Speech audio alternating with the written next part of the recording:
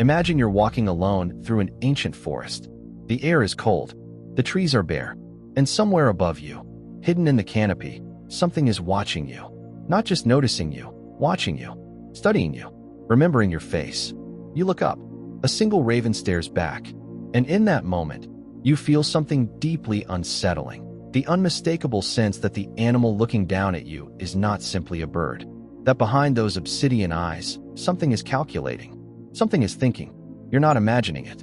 Because what scientists have discovered about ravens over the last 3 decades has quietly shattered everything we thought we knew about animal intelligence, emotion, and even consciousness itself.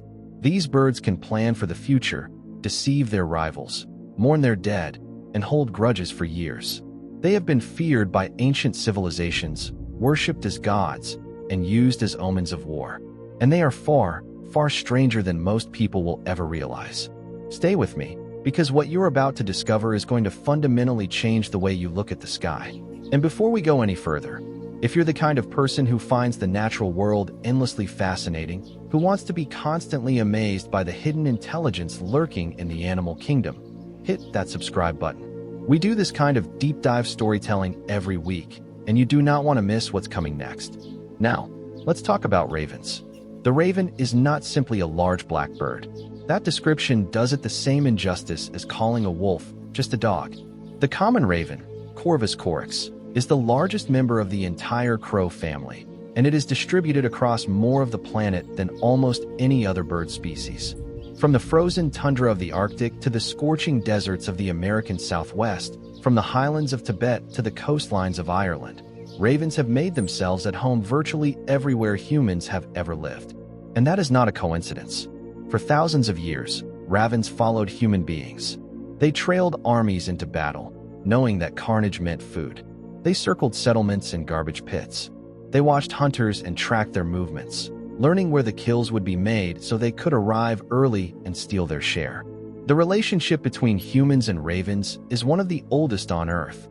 Not warm and cuddly like a domesticated pet, but something far more complex. A mutual awareness, a kind of dark partnership forged over millennia.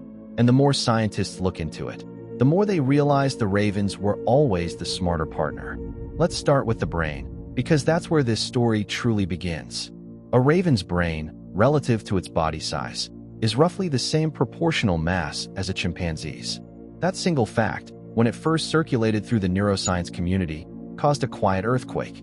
Because brain-to-body ratio has long been one of our rough proxies for intelligence, and here was a bird matching a primate.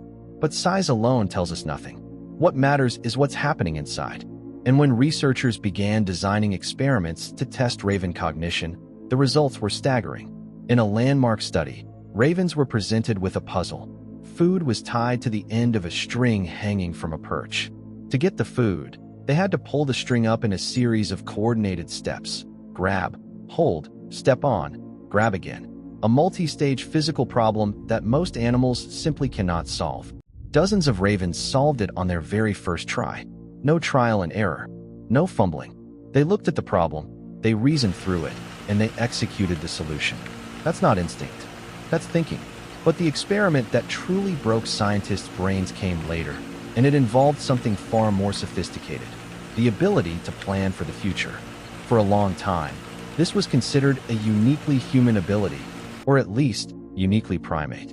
We assumed that only creatures with highly developed prefrontal cortex tissue could hold a future scenario in mind and make present decisions based on it. We were wrong.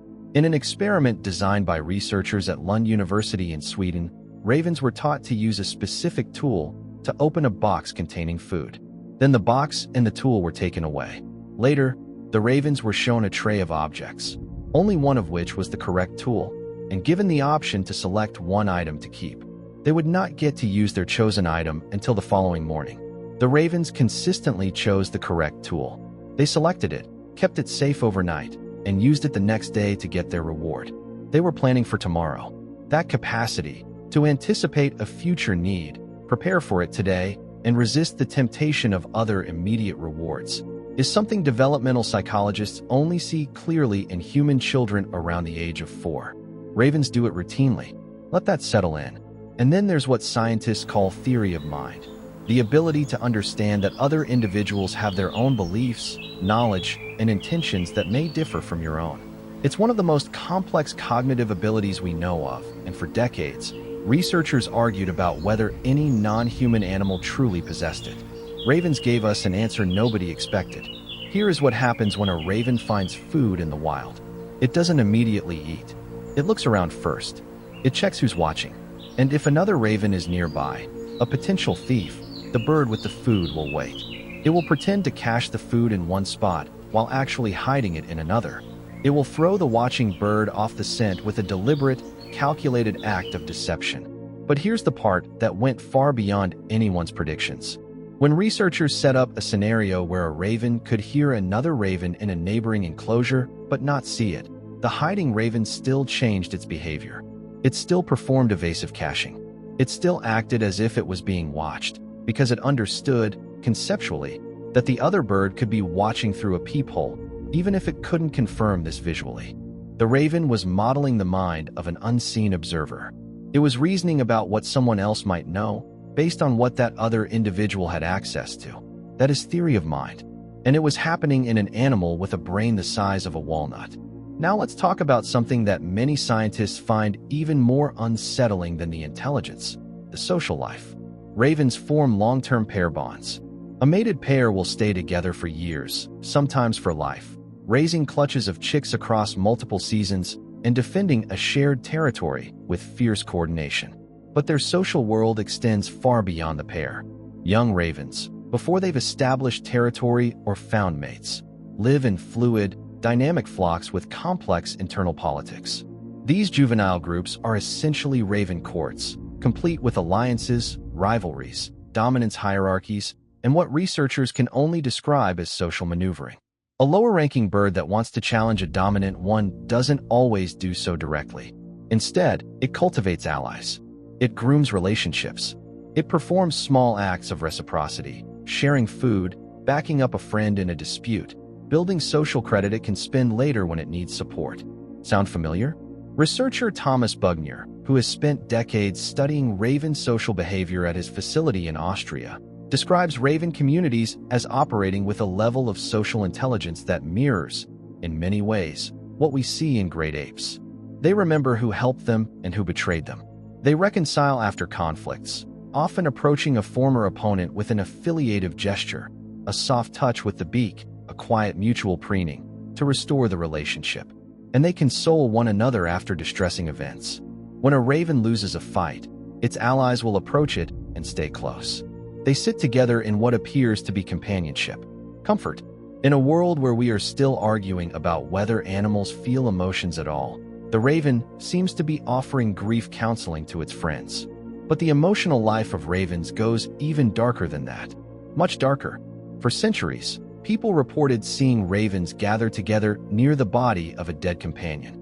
Large groups, sometimes dozens of birds, assembling around the corpse and standing there in what appeared to be silence.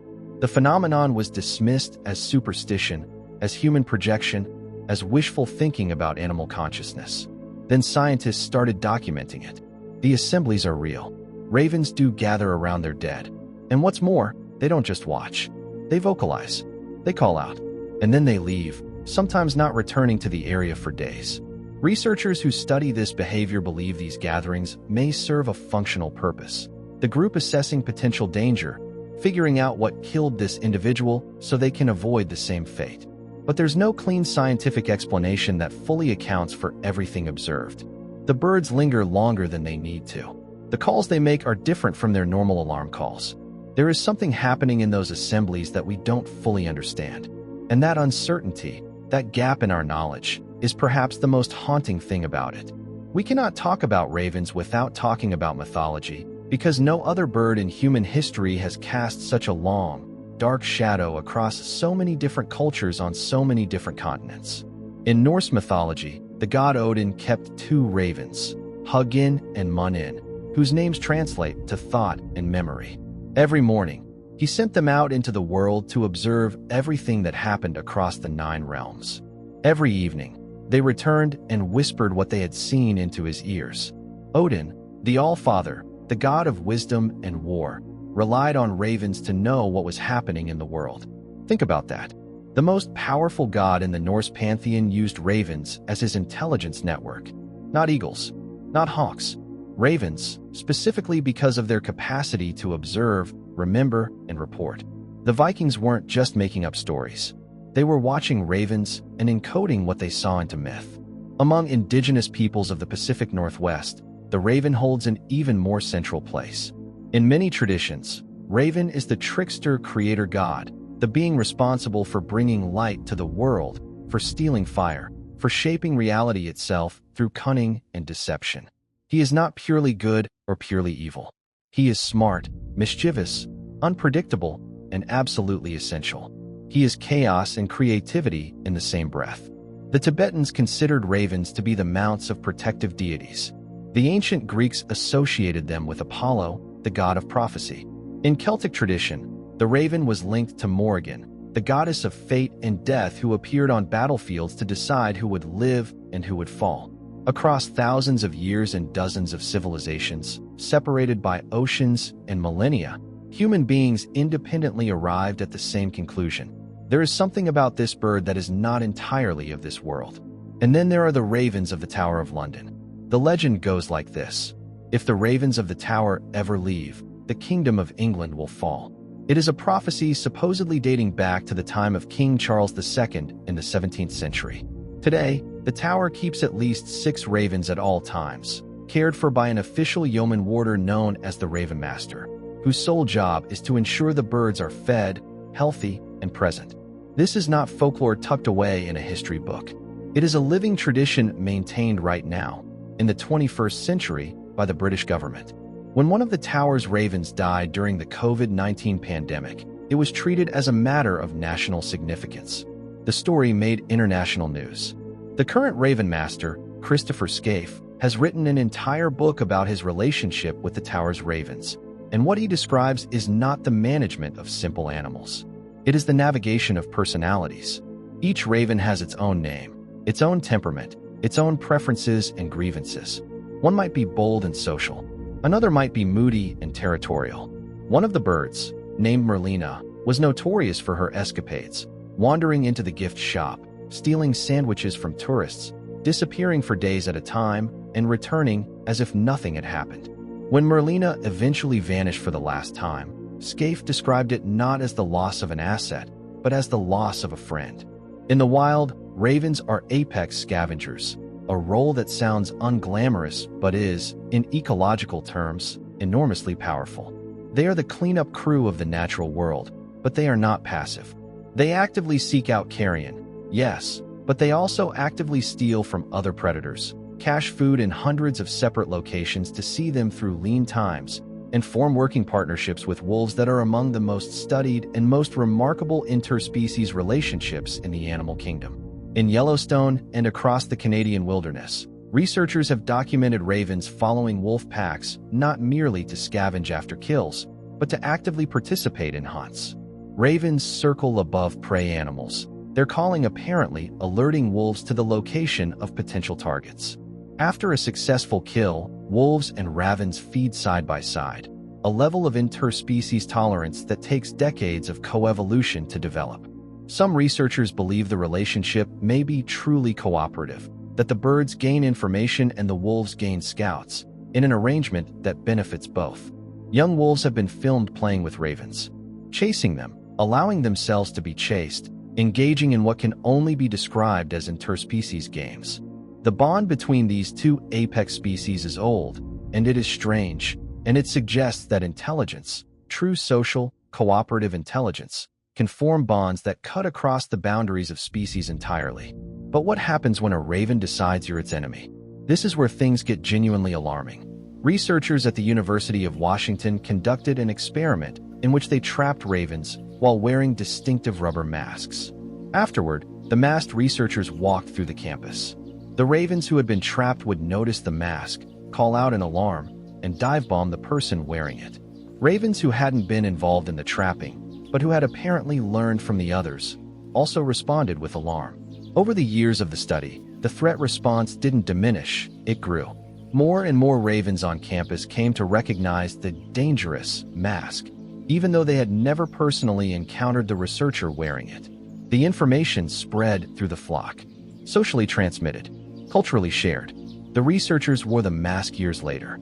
The ravens still remembered. They had taught their children to hate a specific human face.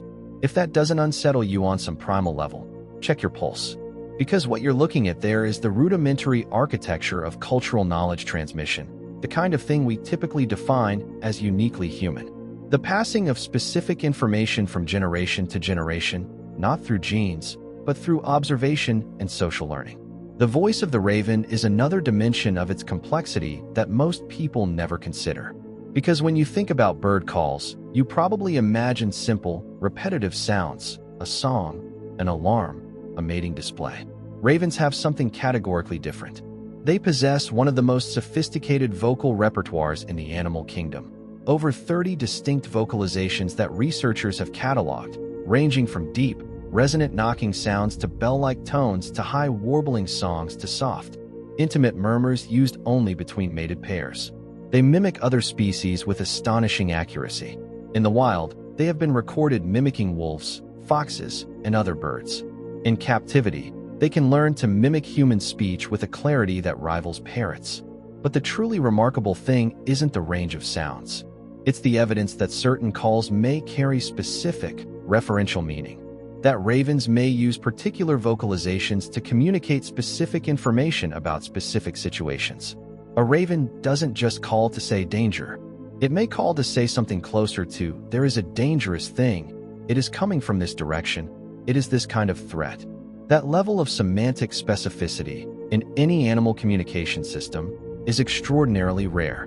Bernd Heinrich, one of the world's foremost raven researchers and author of the seminal book Mind of the Raven, spent years living among ravens in the forests of Maine, observing their behavior at such close range that he could identify individual birds by their calls.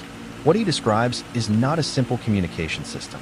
It is something with the functional properties of language, not equivalent to human language, but occupying the same evolutionary neighborhood. Ravens also play, and this matters more than it might seem. True play, behavior that has no immediate survival function and is performed purely for the experience of it, is another marker of cognitive complexity.